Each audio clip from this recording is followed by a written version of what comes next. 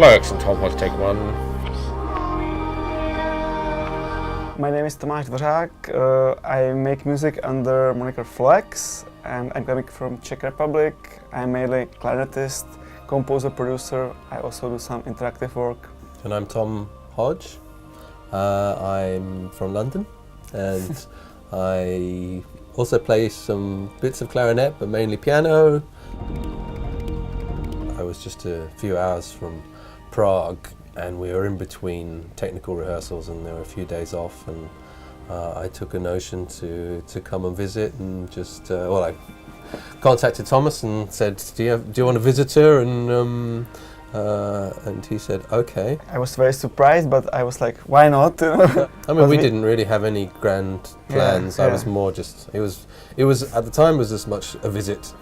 Yeah, but I remember the beginning pretty well. It was really fun because I could feel that kind of tension, you know. We didn't really know each other at all. Yeah. And I remember the first thing we did, I had these two big pots, so we started to play these pots. Yeah. And it was first we base were of unified by the kitchen pots, that's right. Yeah. We actually just worked out that there are 3 of the songs have the kitchen utensils in them. I guess the kind of shape of the project sort of snuck up on us, didn't it? Literally, suddenly we had material, and then we actually had to ask a question. Well, we have this material, we like this material. What are we going to do now? The orchestra came in kind of later. We actually already had a couple of songs pretty done, or just had the idea what it's going to be about. It was a big mental shift, actually, wasn't it? Yeah. Because we sort of had the sense of our sound world. I guess because it was such an exciting prospect, it suddenly had the possibility of trying a much grander sort of unifying vision between classical and electronic, and suddenly we were in this whole new world, and try and make it central to the whole project. We were like, oh, let's add something more. That's and right, more yeah. and more and more. Or can we have a brass session, or can we have a woodwind session? And suddenly our small little string arrangements became this full symphonic spectrum. Once Wednesday's the New Friday appeared, then suddenly I guess we were looking for whose Wednesday was it, and why was this? What world have we created? And I suppose that's when we came up with the idea of Portrait of John Doe. As we were going through the process of putting the album together, we realized that there are stories behind, actually.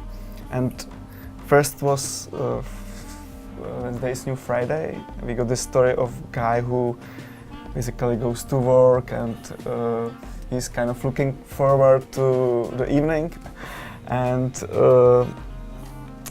these stories started to appear for almost every song. So then we came up with this idea of John Doe, which is basically a normal person. Yeah. And that unwrapped the whole concept of the album for us, and it helped us actually to finish it and give it some kind of frame. We look at it as a kind of celebration of nobody in particular. This album is about very normal, common moments we all share, and that kind of idea that humanity is something else. It's something that we really share together, and that the value can be somewhere a little bit else. I feel like everybody is trying to be, the best at something. It seems that your value of your life is in being somehow extraordinary. For us, it feels that humanity or value of life is somewhere else. And it may be even in very normal, ordinary moments.